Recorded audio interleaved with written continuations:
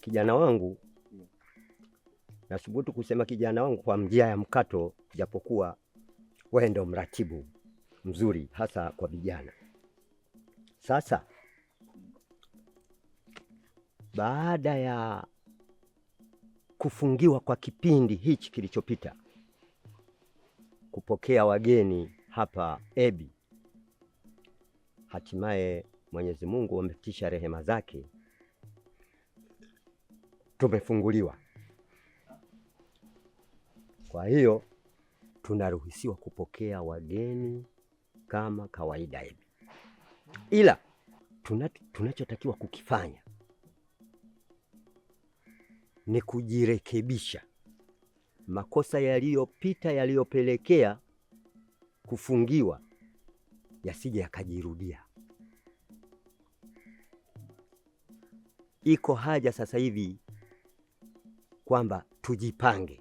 Hilo uwe nalo mratibu. Kama mratibu nakwambia hivyo kijana wangu. Tujipange kuhakikisha kwanza tufanye mabadiliko ya uongozi. Kuanzia kwa wanaotembeza wageni, wanaopokea tutaangalia vile vile kama na wao, lakini twende mpaka kufikia hata mpaka kwenye mapishi. Tuhakikishe kwamba makosa hayajirudii.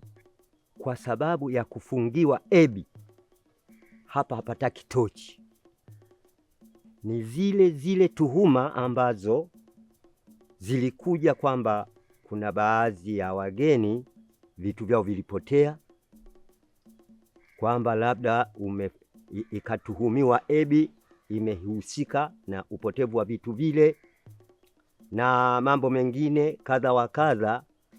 Haya, hata hawa walokuja wakakomenti upande wa chakula, ilionekana kwamba walikuja na mifuko yao, na hawa waliopotelewa na vitu na kuisingizia Ebi wenye baada ya kurudi huko wametambua kwamba kumbe vile vitu vyao hawakuwahi kuingia navyo hapa kijijini.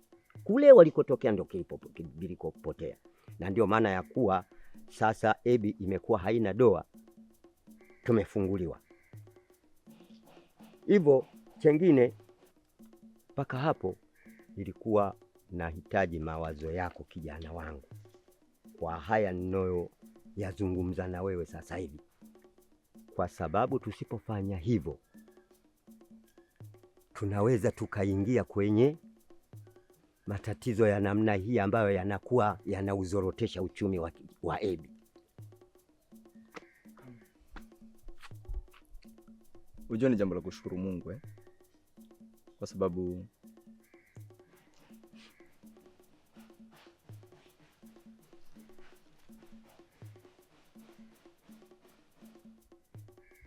kila siku nilikuwa nawaza itakuwa ni nani kaweza kuchukua mizigo yao.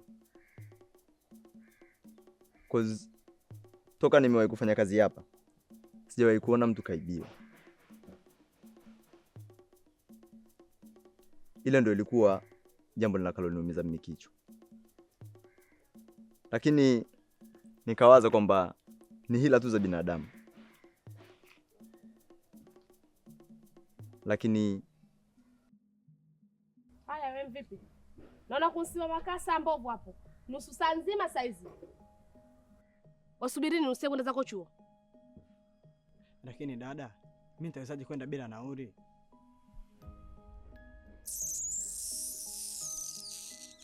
Wewe una akili? Na kuuliza hicho kichwa kina akili? Au akili hizo zinachanganyika na mafuta hata? Kwa hiyo kusimama pote hapo wasubiri nauli. Kwani mimi ndugu yangu mkiwa na pesa nasubiri mpaka uniombe? Ukitaka tukasiona kupa hii hapa nauli nenda. Ukiona sijakupa ujue sina, na wewe jiongeze untu nzima.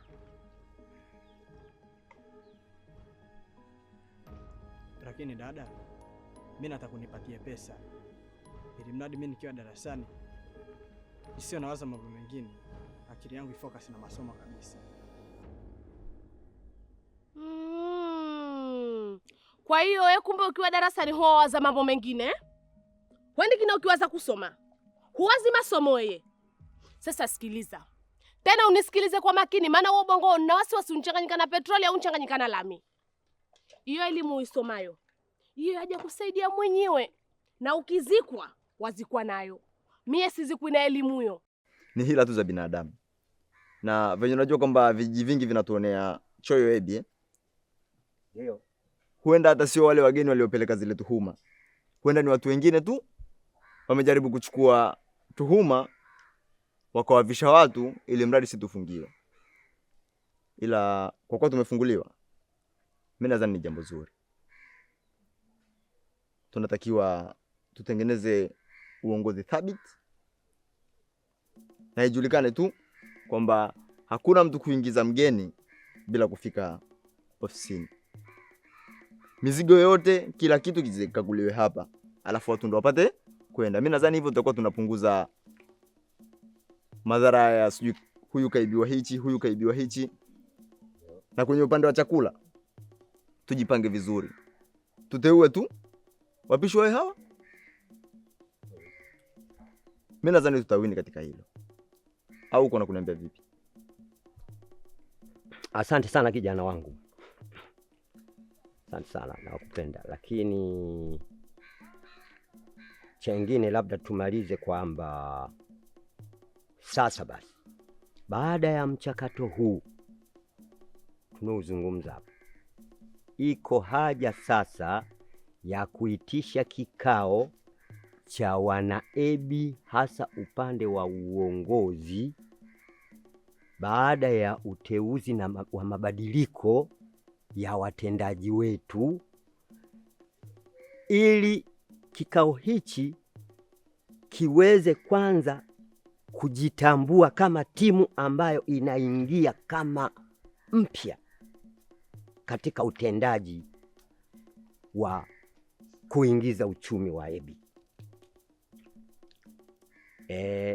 Kikao hichi ndicho pia hata wananchi wataweza, wananchi wa Ebi kufahamu kwamba sasa hivi timu ambayo inayotupeleka kwenda kutuvusha kiuchumi na maendeleo ya kijiji chetu cha Ebi. Nafikiri kikao kama hichi ndio nilikuwa napendelea kifanyike baada ya mabadiliko haya. Sasa mimi nilikuwa niko na wazo. Kabla ya kuita wanakijiji wote, kwa nini tusiwaite wale watu wanakahusika na wageni? Tukakaa nao kwanza vikao, tukatengeneza kwanza uongozi. Baada ya hapo, tukiwaita wanakijiji, tunakuwa tuna jambo hili moja tu la kuambia. Au ulikuwa unaona vipi? Mratibu, kweli hiyo ni sahihi, kwa sababu kama hatujafanya hivyo timu itajulikana vipi? Kwa hiyo itengenezwe, kwa maneno yako kufuata utaratibu huo, tutengeneze hii timu ikamilike kabisa hapa, halafu baadaye ndio kinafuata kikao cha wananchi wote. Nimekuelewa. Basi mimi naona tusipoteze muda. Wacha tulifanyie kazi. Pana shida. Kila laheri. Halafu mimi wanaona nina pesa sana kwa sababu waona watu waingia watoka, waona najaza. Sasa kwa taarifa hiyo, sina 100. Upo? Sina ndururu. Hapa nilipo sina nikiulizwa siungami. Nkijikuna hali yangu ni ya mpunga, natoka zangu unga.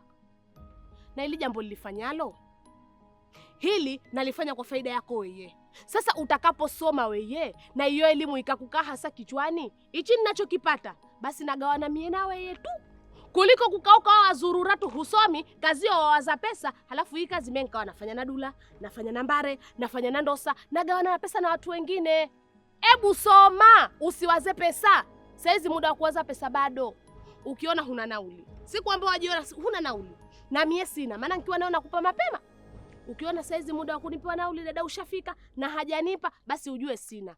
Anka zako mapema, jiandae kwa mguu. Baba, baifuti tara. bintibu mpaka chuo wafika. Au ulemavu wa miguu wewe? Hamna. Sasa mambo ni haya mawili yachagulika, kimoja hakichaguliki. Nkuchanganya hizo mbarikazo ukatoka ukenda zako kwa miguu, au nkwenda nkuivua hiyo buti ukenda ukanisaidia kuosha vyombo. Nauli sina baba, sina pesa, akili kumkichwa. Wachagua lipi? Bora niende zangu chuo.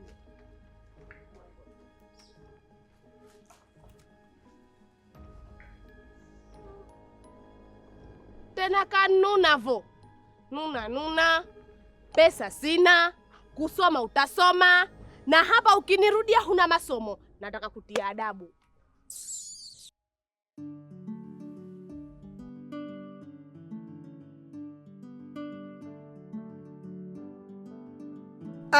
Shoti mwenye shoti zake, chamani wa AB. Vipi mzee wangu? Mpaka sasa shwari, labda shari uzilete wewe. Sasa mimi mzee nina shari gani? Nakusikiliza. Mimi ukiniona hapa ujue mambo bulbul, si unajua tena mzee wangu.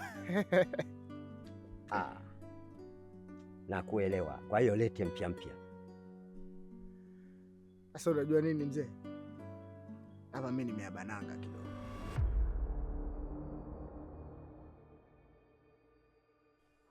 Unaelewa?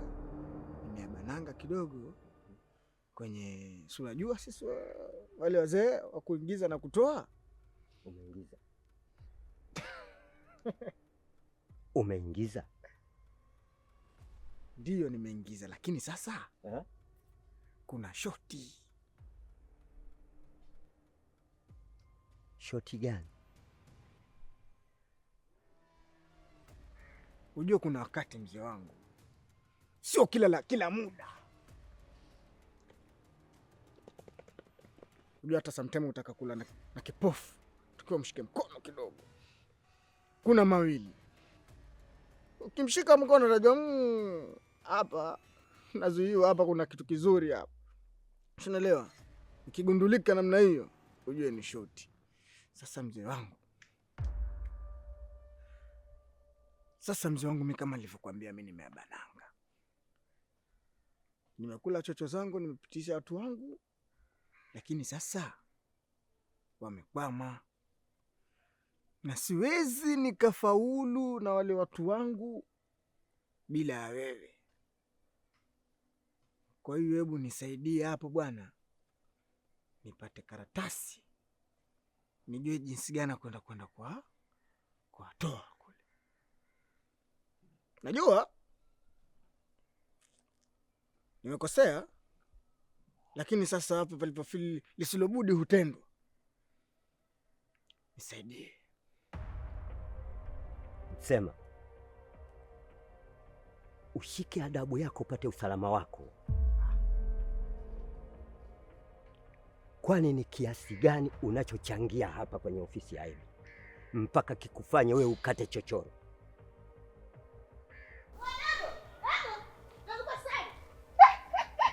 Mbona bakora mdogo wangu? Unaenda wapi? Naelekea zangu chuoni. Safi sana. Sasa sikia nikwambie, kabla ya kwenda chuoni nataka ukanunulie vocha. Kwani wewe huwezi kwenda? Tembea japo ufanye mazoezi ili mradi huo mwili upungue. Kwa maana unakuwa tipatipa mvivu wa nya we. Wewe siku hizi umekuwa na kiburi. Yaani wewe wakunita mimi tipwa nifanye mazoezi.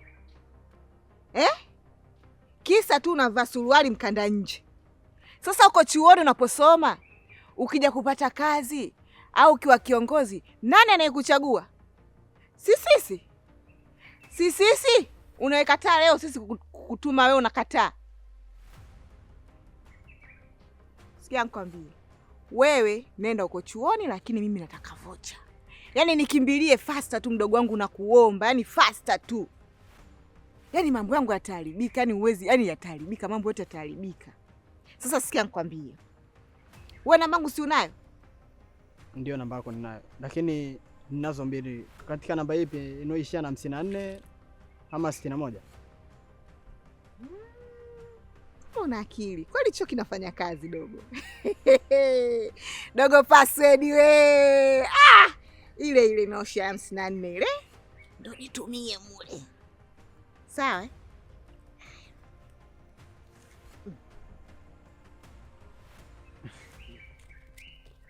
Ya buku yote? Yote ya buku. Sawa. Nenda mdogo wangu. Afu uende chuoni eh? Eti chuo. Nasoma. Unasoma nini wewe dogo password wewe? Tushazoea sisi kutumatuma hapa mtaani. Unampumbaza? Haina haja ya kukata chochoro nyinyi vijana kwamba labda sijui huko ofisi yenu hii, hakuna haja ya kuikwepa, na unachochangia hapa si kikubwa kihivyo. Kwa hiyo lolote ambalo linaweza likakutokea, matokeo yake unayajua. Ndo haya. Mimi ukija na hizo naona kama unampumbaza mpumbavu. Hizo ndo shoti zenyewe.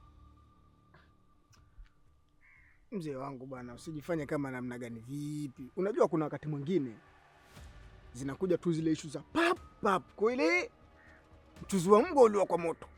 Ushanielewa? Ukishapoa hauliki tena. Sasa mimi niliforce kunywa kwa moto kwa sababu wale wageni wenyewe walikuwa ni wa buba. Lakini cha ajabu sasa ndo amekutana nao kutokea. Lakini wewe ni mzee wangu.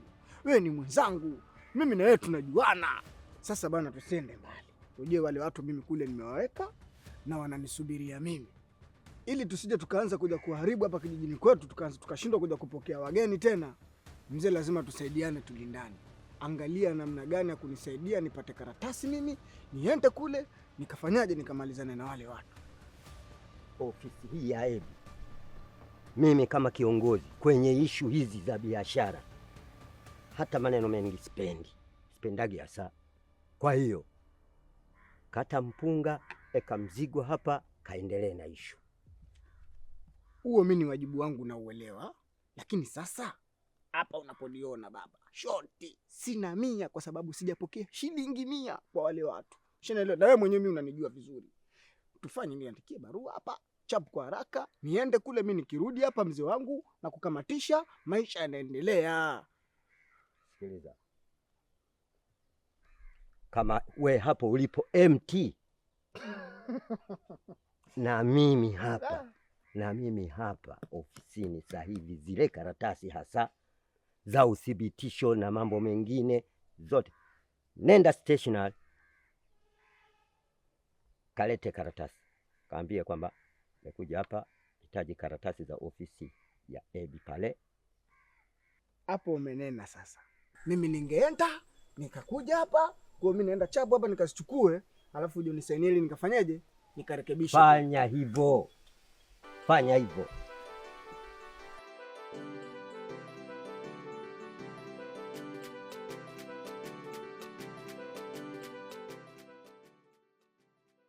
Penye najua kuna jambo linanichanganya. Kwa sababu tumeweza kuitwa na kiongozi. Na ukiona mpaka kiongozi katuita sisi, basi ujue kuna ishu kubwa. Sasa najaribu kuwaza, kama wageni watakuwa kidogo, basi moja kwa moja dili hilo tulimalize sisi. Lakini kama watakuwa wengi, sijui ni wapi naweza wapeleka. Sikiliza Ndosa, hebu usichanganyikiwe kwenye mambo madogo kama hayo. Wageni kama kidogo waleti kwangu, na hakuna kitakachoharibika. Maana nikipata mie kumpata weye, ukipata weye kampata Bwandula, akipata Bwandula kampata mtu mwingine. Kwa sidhani kama kuna jambo lolote litakalo kwenda kombo. Venye unajua kwamba umenipa kitu kikubwa Nilikuwa nishasahau kabisa kama kuna Dula. Ila jambo jingine ni kuhusu Mbare. Kozi uko kwa kiongozi, niko nakwenda Nambare. Nambare venye unamfahamu kabisa, friji lake ni bovu. Anaweza kusikia jambo kule kabla hajafika nyumbani ukakuta limeshamwagika. Yaani kama wageni ni kidogo, nilitamani issue tuipige Dula pamoja na mkewe wasifahamu chochote.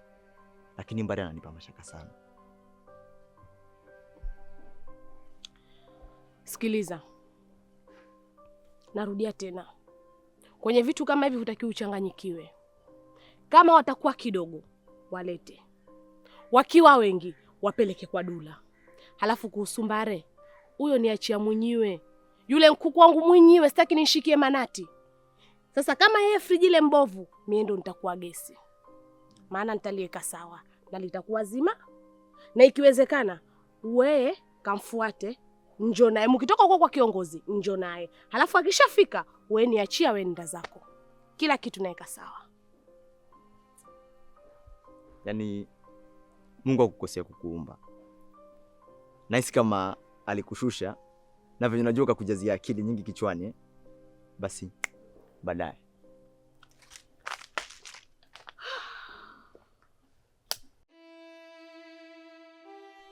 Hadi mimi nataka kuchomoka mara moja, maana naona mazingira ya hapa siyaelewi kabisa.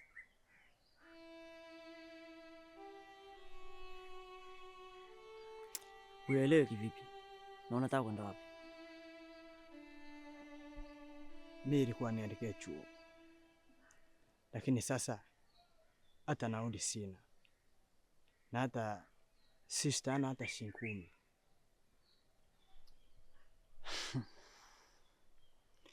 Kama sisi hana 10, si wengine hatuna hata 5.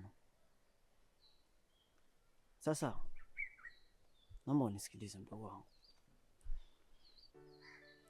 Kipindi hichi ni kigumu sana, tena mno, kwa sababu ukiangalia mafuta mingi kwenye mfuko wangu, pesa ya bosi sijatoa hapo, ndio ibaki 5. Mimi sijala hapo. Kwani wewe ulikuwa unataka nauli shilingi ngapi?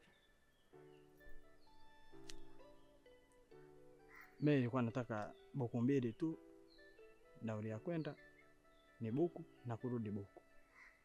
Na kuhusu masuala ya kula nitasamee, hata kisikufunga kupo. Sawa, mimi nimekuelewa. Ila wewe kamalize chuo, alafu ukishamaliza utakuja kuona ugumu wake huko.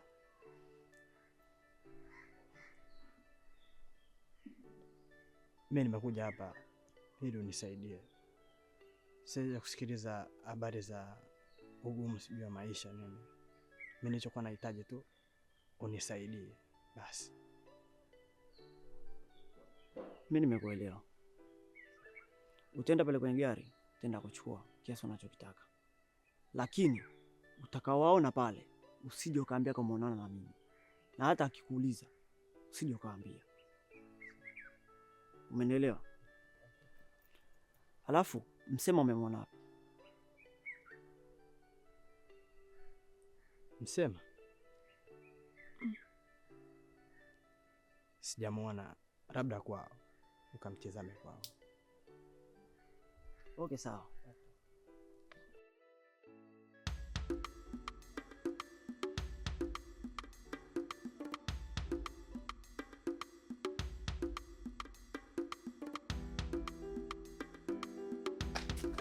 Mwanamke wewe. Vipi?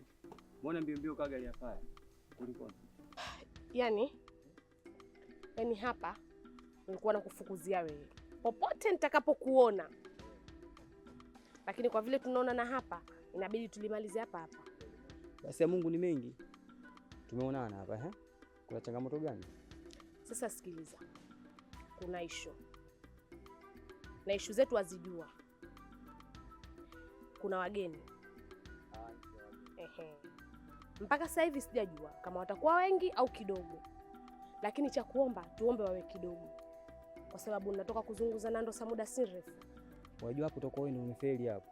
Yaani bora wawe wengi, kwa sababu wakiwa wengi na pesa zinakuwa nyingi. Lakini ukishasema hivyo waje wadogo, si vile tutakuwa vidogo tu vya hapa na pete, wewe siku mbili ushamaliza. Haujaliwaza hilo mwenzangu. Sasa na wewe sikiliza nikwambie. Wewe na wasiwasi zao akili hizo zimbebwa ni hizo nywele. Ni hivi, wageni wakiwa wingi, pesa yawa nyingi, lakini na sisi twagawana watu wengi.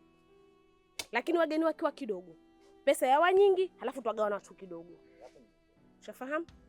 Sasa zumuni langu na nia yangu ya kutaka hasa unkufuate ni kwamba hawa wageni kama watakuwa kidogo, basi ninazungumza nando sawa, watakuja kaa nyumbani.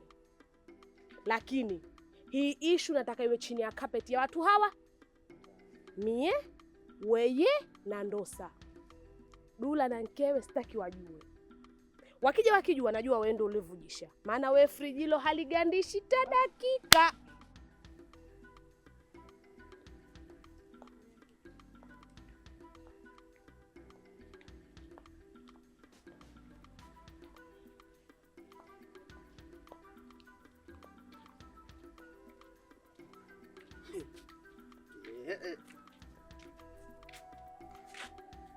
Bwana vipi? Mume wangu wewe nilivyokuona. Maana nimekupigia simu hupokei, nimekutumia message hujibu. Niambie baba wewe tunakula nini mchana huu? Hilo kweli, unipigia simu sipokea kwa na simu yenyewe unaona hii nimeweka silence. Na mimi sijibu. Kwa sababu tumeenda zetu hivi. Bwana. Unamjua Mbara alivyo.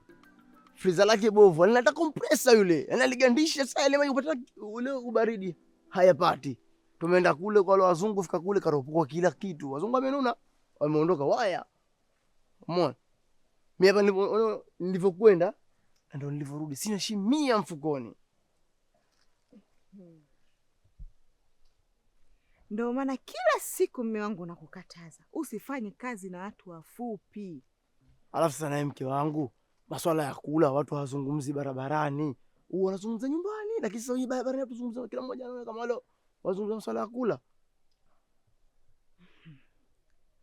Yaani kwanza yule kaka yule nywele zake zilivyomsimama kama zizi ya bangi. Kutuzibia riziki kitu gani sasa hivi mchana huu? Mbea. Yaani yule mbea. Sasa nisikie mke wangu kitu kimoja. Hivi tuseme wewe katika akiba zako wewe ukosi bwana pesa, sijui vikoba, sijui kausha damu, sijui kausha maji, wewe na mimi ukosi ndani, tukatoe pale tununue vitu tupike. Asa mme wangu, vikoba, kausha damu vimeingiliana na nini? Na unajua kabisa mke wako hata ningekuwa na kiakiba changu hata 2000 ningekatoa. Hapa nipo empty. Sasa sikia mimi nakuelewa. Sasa cha msingi hapa tutafute mchicha. Tuingie mtuni huko popote, mtaingia mtuni huko tutafuta mchicha, tupike, tule. Nikishamaliza kula, mimi nachomoka. Nikishakuchomoka mimi naamini usiku nikirudi, mke wangu utafurahi. Hapa nitarudi na kuku, mishikaki nini, mambo yatakuwa lele. Acha Mungu mimi nakwambia. Kweli mume wangu. Unanijua mimi wewe? Twenzetu.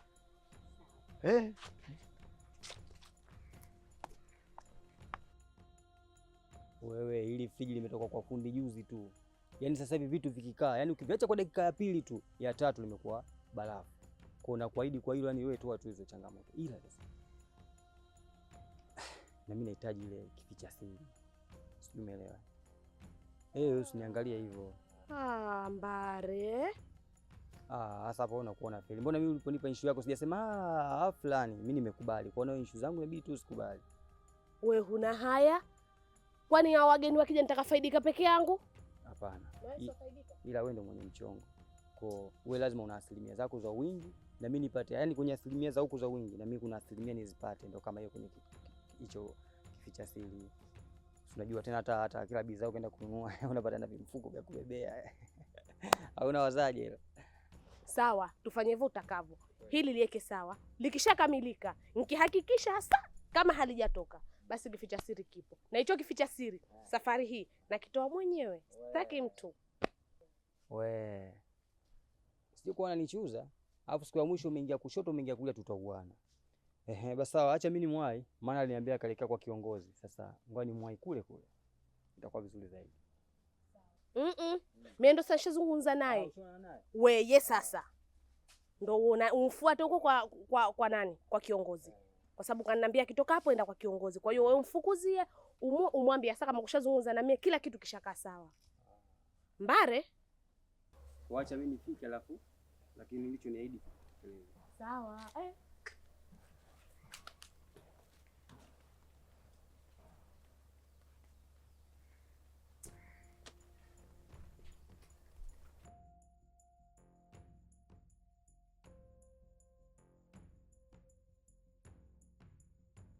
Shoga yangu, hapa nina shida ya nila na roho. Maana kule kwangu ninapata wageni, lakini wageni hao wana lazima niwapikie chakula cha Kizanzibari. Kwa hiyo hapa nilipo kichwa chote cha niuma, ninavurugika, sijui tena niwapikie nini. Hujui unawapikia nini na kati wewe mwenyewe Mzanzibari dada? Mie kwa Zanzibari si tatizo vo. Tatizo hicho chakula cha kuwapikia wakala wakarizika na wakajua hichi kweli hasa ni asili ya Kizanzibari ndo sijui. Maana sijui niwapikie wali, sijui niwapikie muhogo, sijui niwapikie majimbi, sijui tani wapikie nini. Kwa hiyo nishauri, hebu nishauri. Twafanyaje kwenye hili? Maana wewe ndiye shoga yangu. Wewe ndiye udugu wangu. Udugu wangu. Nitachokushauri mimi kitu gani? Ambacho mimi nitakushauri chakula wageni wako wakala akaenjoy tena chakula cha Kizanzibari. Kitu gani? Mbona nataka kunipa mtihani wewe? Sasa nisikilize. Hapo unaonaje tukaenda kuwapikia mashelisheli? Unanitazama hivyo vipi? Si chakula cha asili? Udugu wangu we. Mbona kama wataka nipeleka kombo? Sasa tukenda tukiwachumia mashelisheli tukiwachenshia. Hawataona kama tunawapikia muhogo, tuna mihogo waijua. Hapo kwenye mashelisheli mesi pafiki. Sema jengine. Sasa nisikilize udugu wangu.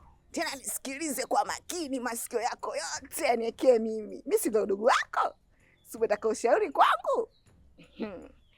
Hapa dada tunakuwapikia wali au kawapikie wali. Wali changanya na kunde na mbaazi kidogo. Upo. Tunatengenezea na vileja na visheta pale kwenye wali pale. Tunachukua ile mashelisheli yale, unakatakata kama maua fulani hivi afu unapambia kwa juu. Unaonaje hapo?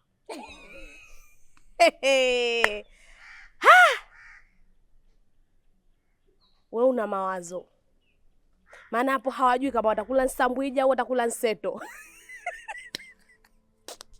Sasa sikiliza. Bwandula yuko? Bwandula hayupo. Maana kidogo hapo penda ingia uzito. Kwa sababu kama Bwandula yuko, tukae mie na wewe na yeye tushirikiane kwa pamoja ili jambo tulifanya. Au waonaje? Sasa tunampatia wapi? Na hayupo huyu bwana.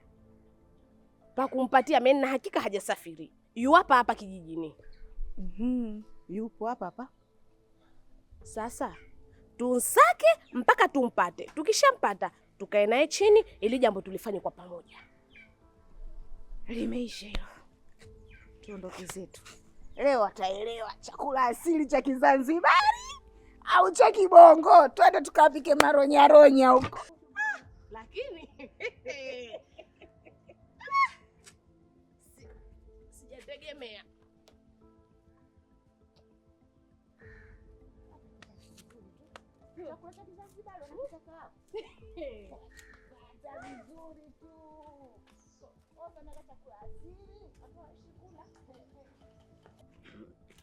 Vijana wangu nimewaita hapa makusudi. Kama mnavyofahamu, Ebi sasa tumefunguliwa kupokea wageni. Kwa ufupi,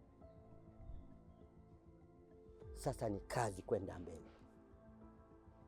Kwa hiyo jambo la kwanza, nakupeni nyinyi, wewe na Mbale. Nakupeni nyinyi. Sijui mnanielewa vizuri. Sasa oda zimeanza kuingia kama maji ya mfereji za wageni kuingia hapa, lakini dili hili la kwanza kuingia hapa ofisini nakupeni nyinyi. Kuna wageni wataingia hapa, na kwa bahati nzuri wageni hawa ni vijana rika lenu kama mlivyo nyinyi. Hawa wamechanganyika kike kiume, wamo wasichana na wavulana kama nyinyi. Jukumu la kuwatafutia sehemu ya kufikia ni lenu, lakini kwa sababu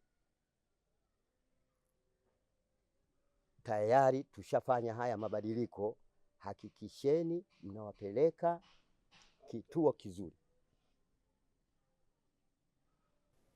Kutokana na mabadiliko haya tuliyoyafanya, kituo kile wapate huduma zote vizuri, kuanzia kula nini, kila kitu. Na halafu jitahidini kuwarizia, wapelekeni sehemu zile watakazohitaji wao wenyewe ama watakazopendelea, lakini pia tuwapelekeni hata sehemu ambazo sisi tutahisi kwamba hizi zitawapendeza.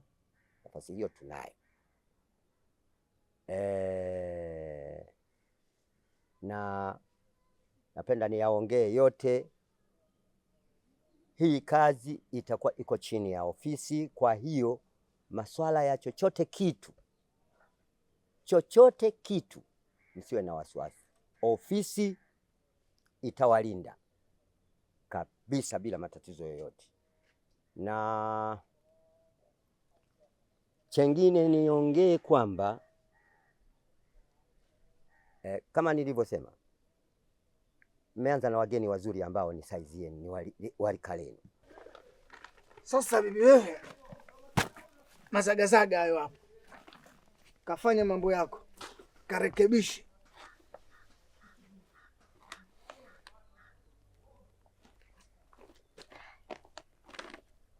Shanelewa Lakini usijisahaulishe, jiko halina ufundi. Kuwa na ufundi, kutokuwa na ufundi. Sasa utaka chakula cha Zanzibar cha kiasili. Sasa sikiliza nikwambie kitu kimoja.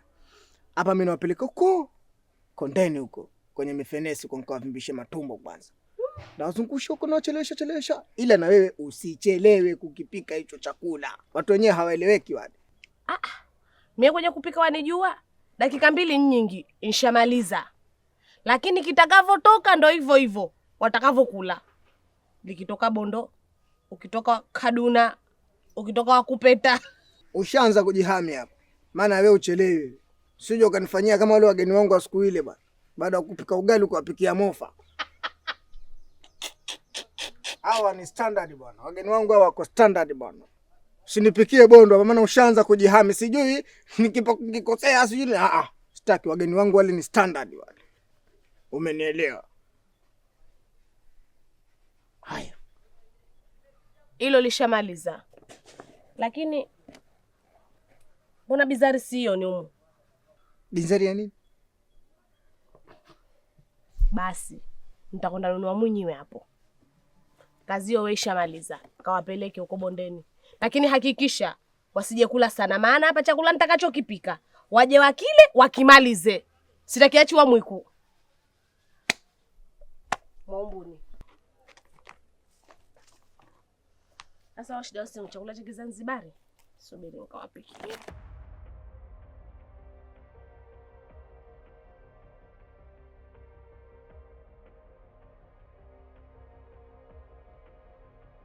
Lakini niongee kwamba bakshishi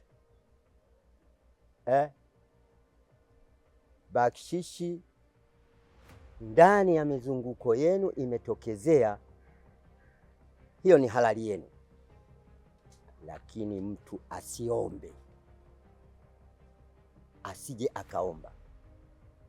Amekutunuku mwenyewe mgeni, pokea mwenyewe mgeni. Ukiomba, hawa wageni tushajifunza, tumeweza kusingiziwa, lakini tukiwaanzia pia wageni huwa wana comment kwamba nchi fulani katika kijiji fulani cha vivutio watumishi wao wanakuwa ni ombaomba. Kwa hiyo ile ni kero kwa wageni, lakini lugha nzuri na kazi yenu nzuri mtakavyokuwa nao, ile naamini inaweza ikakupatieni tunza. Hiyo utendaji wenu ndio utakaopelekea kupata tunza, ambayo tunza kiukweli ofisi inajali kwamba ni halali ya wahudumu. Usije ukaomba. Nalirudia hili kwa sababu wageni wana comment. Nafikiri mpaka hapo mmenielewa. Mimi nimekufahamu vizuri, lakini bado niko na swali moja. Ndio. Hao wageni watakuwa wengi au watakuwa kidogo? Swali lako zuri sana. Kweli wengi kidogo.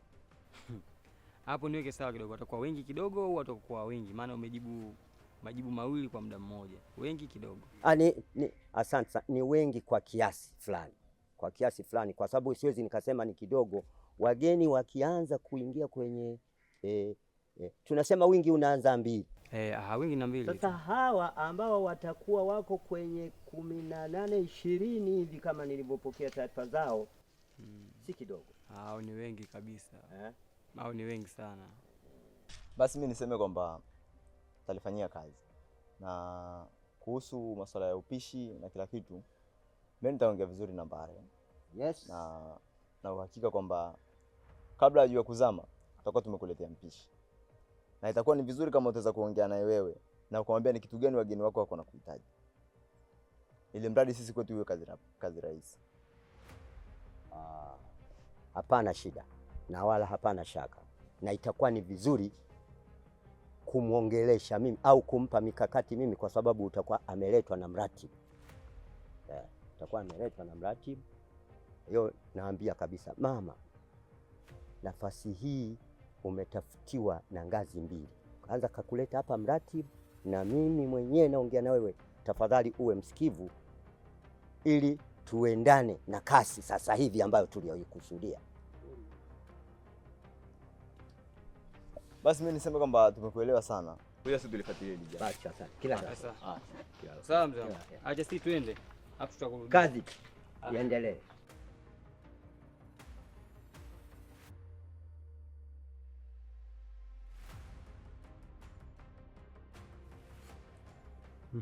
Hivi yule kiongozi wako unamuelewa kweli? Unajua tushamsikiliza. Na venye kasema kwamba wageni wamekuwa wengi. Kwa hiyo target yetu ishaharibika. Haina budi kuwapeleka kwa Dula. Sawa, kwa ina maana hapo Dula tunampigia yule dem, tunampigia panga.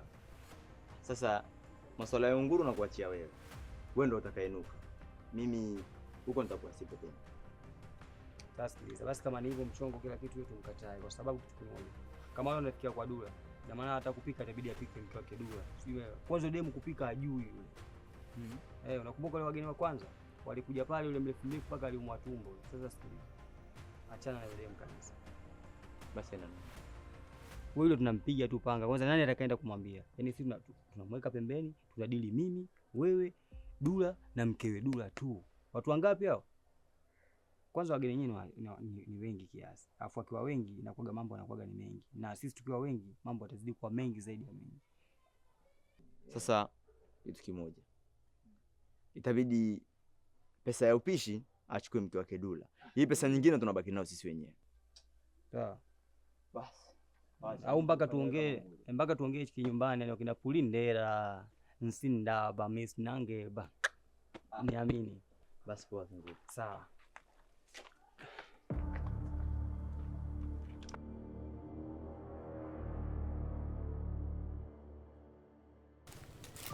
Wangu wewe vipi? Hapa na wapi? Baba. Ndugu yangu. Hapa bwana, huyo mama mtu hapa kanizoa mzoga. Twende huku. Shida yake moja tu. Tunaenda gengeni hapo utafuta nyanya. Mimi nimetoka hapo. Yaani sasa hivi masuala ya viungo hii ni adimu sana. Mimi nimezunguka hapo mpaka basi ndo nimeambulia upata mchichi au. Na nyanya zangu pale niliacha jana na leo ndo zitanifaa hizo. Alafu sasa kuna issue hapa imeingia. Kuna dili limetiki. Nisikize kwa umakini. Ili dili inabidi tucheze watu hawa 4. Ilibidi tu watu hao 5. Ila kuna mmoja tunampiga panga. Mbona ina shida hiyo? Kwa panga tu. Mwanangu mimi yani tumchinje hata kumwangalia usoni tusimwangalie. Hela hiyo. Kwa hiyo itabidi niwe mimi, wewe na shemeji pamoja na Ndosa. Sapo hapo. Kwa nini tusimtoe Ndosa? Hapo pagumu. Ndosa kumtoa ni issue ngumu kwa sababu dili zima analo yeye. Yaani yeye ndo mwenye dili lake. Au tumtoe shemeji. Wewe shemeji wewe na wewe mpishi. Yaani wewe ndio mpishi wa watu. Sasa cha kufanya kitu kimoja. Mimi na wewe naomba tuongee. Basi tuongee kidogo. Shemeji. Naomba kidogo niongee naye. Acha wivu huo. Sikia sasa. Wewe nenda zako nyumbani. Pitia pale chukua nyanya kabisa afuta ngule nyumbani mimi nakuja, sawa? Sasa ila sawa basi akasema wanako nini kwa kununa. Wewe karuka ukuta huyu. Wewe hivyo tu hivyo. Bwana shemeji bwana. Shemeji. Sasa kwa hiyo. Ndio tayari. Kwanza mi leo nimefurahi sana. Nimepata wasaa na muda kukaa na wewe tukaongea. Yaani mtoto mashallah. Mtoto umeumbwa. Umeumbika. Yaani nikisema umeumbwa umeumbika na maanisha. Alafu Mwenyezi Mungu hajakosea. Wakati anakuumba upo katika fuko la uzazi wa mama yako. Mwenyezi Mungu alituliza akili sana. Japo binadamu tuna mapungufu yetu, lakini kwenye mambo yetu mashallah umekamilika. Nisiende mbali sana, kama nauzunguka mbuyu naangalia namna na jinsi gani ya kukata ili uende chini. Au lati kusema ukweli, wallahi roho yangu inadunda ninapokuona. Macho yangu husinzia napokuona kwa mbali. Haulati, nimekuelewa sana, yaani sana. Unajua nini Haulati? Unajua kuna muda na kuonea sana huruma kwa yule mume wako. Mume mwenyewe yule kaka kitapeli. Unajua hizi kazi za beach boys, sisi ndo makontawa.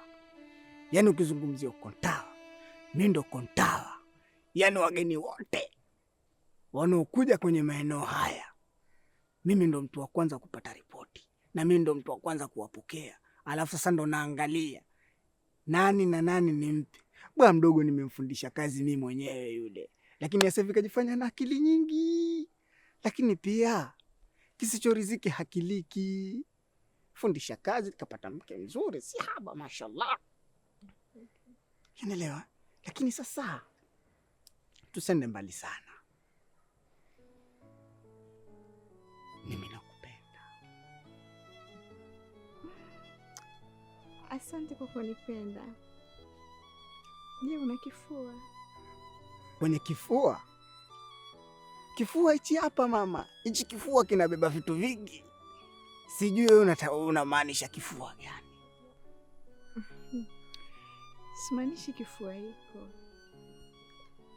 Namaanisha una moyo, yani una siri. Yaani ukizungumzia siri, hapa kwenye siri mama ndo pahala pake. Yaani kama ni freezer, imegandisha, haiyeyushi mpaka baada ya mwaka mmoja. Vitu vinatulizana hapa, vitu vimetulizana. Mtoto nikikuangalia vijishavu hivyo, maskini ya Mungu, kama mdoli wa udongo jino hilo. Kuna kijimwanya fulani hapo kijijino kimekatika, kuna hicho kijimwanya hapo, mashallah. Jamani, taniua mimi. Asante, nashukuru. Pia nashukuru kwa kunisifia na uzuri wangu, ila sio siku nakupa tunda alafu unakuja unaongeongea nje ukaniharibia ugali wangu kwa mume wangu. Maana yenyewe wanaume nawajua mna shida tu hapa. Shida zenu zikiisha, hamumjali mtoto wa watu, hamumjali kama kuna haula. Sawa, lakini si unajua watoto wazuri kama sisi tunatakiwa tuhudumiwe. Kwenye swala la kuhudumiwa, mama, wala usijali. Hapa ndo mahala pake.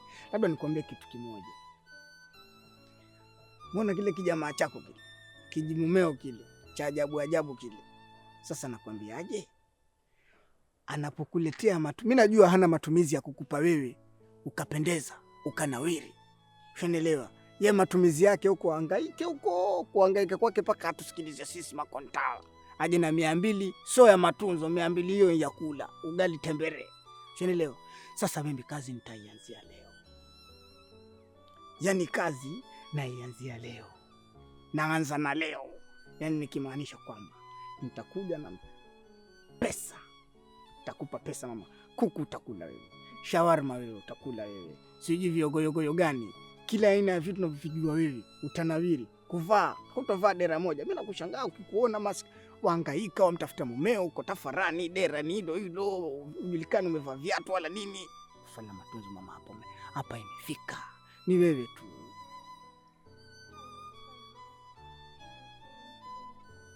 Kwa hiyo unaniahidi? Sawa. Nashukuru. Na ninazisubiria huduma zako.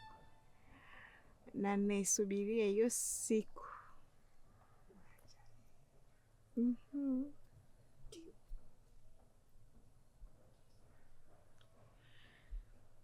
Sawa. Basi nikuache.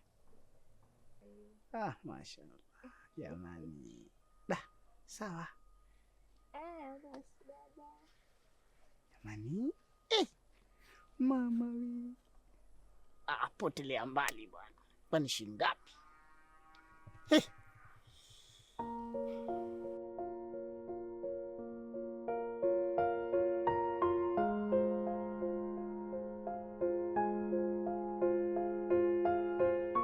Mimi kama mkuu wa kijiji hichi cha Ebi nimekuiteni makusudi. Kama mimi ndo kiongozi wa kijiji hichi cha Ebi, na nimefanya hivi kwa sababu najua kabisa toka huko tulikotoka, historia yetu Ebi haijawahi kufeli pahala popote, na wanaoipeleka juu Ebi kuinyanyua ni nyinyi madam, ambao nyinyi ndio wapishi wazuri katika kijiji hichi. Sasa jana kuna wageni wamekula chakula ambacho sio cha asili.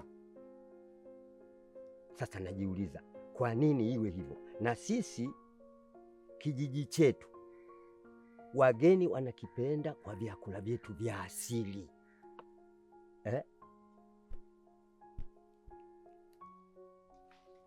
Wageni wamekula wali si wali, bondo si bondo. Kwa kweli sikupendezwa, kwa sababu hawa wageni wanapotoka hapa wakirudi kwao lazima wakomenti. Wakikomenti wanatupunguzia 1% fulani ya hadhi ya kijiji chetu. Kwa hiyo hili naomba lirekebishwe mara moja. Sasa kiongozi, wajua sie kwenye masuala ya kupika hatujaharibu po. Siku zote twapika chakula munakash, twapika chakula kilicho taradadi. Mie nina wasiwasi mkubwa wa kuwa hao wageni uko alikotoka walinunua chakula sehemu, kwa sababu si hatujawahi kupika chakula cha aina hiyo. Na uzuri wa jana tuliwapikia wali wa asumini, halafu na huku juu tukawapambia kwa sheli. Kwa sababu ndo chakula chetu cha asili. Sasa hao mabondo sijui waliyatolea wapi. Mimi nina wasiwasi walinunua huko atokako hao. Yaani tuliwekea vireja, visheti na kahawa pembeni, au sio udugu? Vyote hivyo vyakula vyetu vya asili. Sasa kama walikwenda nunua mabondo, maana mimi walivyokuja niliona na vifurushi. Sasa wakati wa kula nina wasiwasi walitoa vile vifurushi vyao. Hatujawapikia sie bondo. Sio kwenye mambo ya masuala ya kupika, watu jua hatuharibu. Mambo huwa hivi. Hororo kabisa. Ya hororoka. Ndio. Mimi nakuamini kiukweli hasa. Sasa kama ni hivyo, tuwe makini kwa hao watakaokuwa wanaingia na vifurushi ambavyo baadaye wao wenyewe kumbe ndio wamenini. Basi anyway, lakini sasa kuna hilo jambo jengine. Sijui litaanza na wewe au litakuwa wewe, lakini lipo jambo ambalo sasa litafuata. Jambo gani?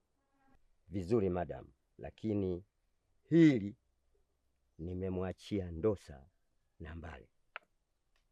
Kwa hivyo mpaka sasa hivi nyinyi nendeni mkaendelee na shughuli zenu.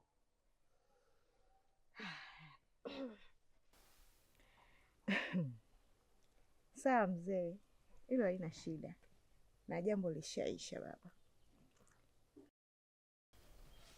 Hilo ndio neno la kuondokea. Nendeni mkafanye shughuli zenu. Kwa hiyo saizi tukipika lazima tukutilie kibakulini tukuletee kwanza. Haswa madam. Hapa haribiki kitu. Unajua nini mwanangu? Walau tayari wameshafika, lakini nimeweka muda mrefu sana pale. Umefika muda gani? Ni kitambo, tuseme kama masaa machache nyuma. Okay, sawa. Kwa hiyo tunafanyaje? Kwa sababu wewe ndo mwenyeji mkuu wa wale wageni. Kwa hiyo katika huu mchezo mimi nakusikiliza wewe, kiongozi wangu ni wewe. Unataka tufanye nini? Unajua wewe umeanza muda mrefu sana hizi kazi, kwa nimekutafuta ili mbele unishauri. Wale watu wananisumbua kichwa, kuna sehemu wanataka niwapeleke, lakini mpaka sasa hivi na bora tunawazungusha kwa sababu ni mbali. Kwanza ninavyojua mimi, wageni wanapokuja sehemu, hususan katika hivi visiwa vyetu, tayari wanakuwa na ramani kamili, na mwenyeji wao unajua sehemu, wanajua kabisa kwamba tukikutana mwenyeji wetu tunafikia sehemu fulani. Je, wewe kama wewe, sehemu ulioplani kuwapeleka wewe ni wapi, au wao wenyewe wanataka wapelekwe wapi? Hilo ndo lobakisha sasa. Wale wanataka niwapeleke katika kisima cha chini kwa chini, na mimi hata sipajui, na ndio maana nimekutafuta wewe ili unishauri tunafanyaje.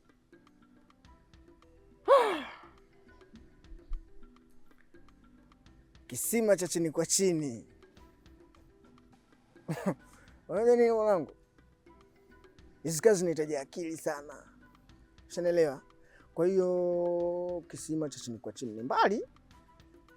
Ni mbali sana. Tufanyeje? Mimi nimepata idea. Unaonaje kwamba tusiwapeleke pale kwenu, sipana handaki la chini kwa chini?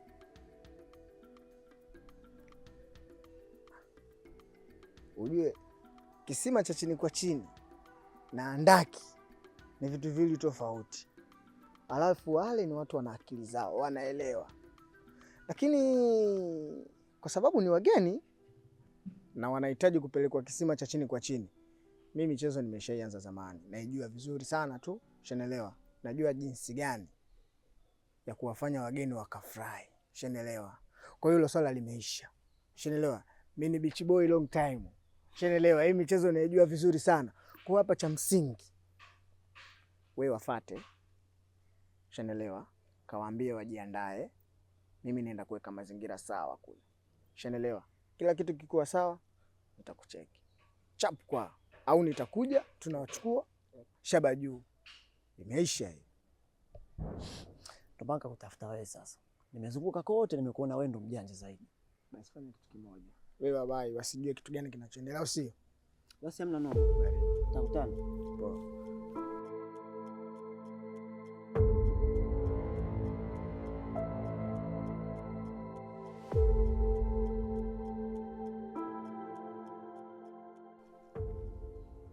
Karibu sana madam. Nimeagiza mpishi. Kwa bahati nzuri mratibu nafikiri umeonana naye, amekuelekeza uje hapa. Kwa hiyo jambo mama limekuangukia wewe. Ebi sasa hivi Mungu amejalia kuna neema. Hapa leo pana ugeni utakuja, kama ulivyopewa maelekezo kule.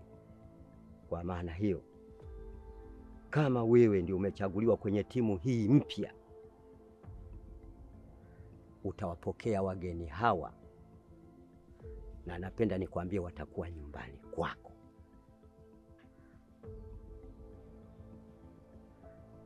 Sijui umeshatengeneza mazingira? Kwanza niseme nashukuru mzee, pia asante kwa neema hii ambayo umeniangukia, na kuahidi kwamba nitapika chakula kizuri na nitakiandaa chakula kizuri tena cha asili kabisa. Na kuhusu mazingira, mzee, nitapotoka hapa mimi na mume wangu tutaenda kuweka mazingira sawa, ila kama kuna baadhi ya salamu Ndosa na Mbale utawapatia, zitanifikia. Asante sana madam. Nimependa, sitopenda kuongea mengi kwa sababu Ebi tulikotoka, wewe ni mama mwenye mwamko. Niseme tu kazi njema na kuaminia, kama ulivyoeleza mwenyewe, vyakula vitakuwa vya asili safi kabisa, mazingira yatakuwa safi na kila kitu, na watapenda,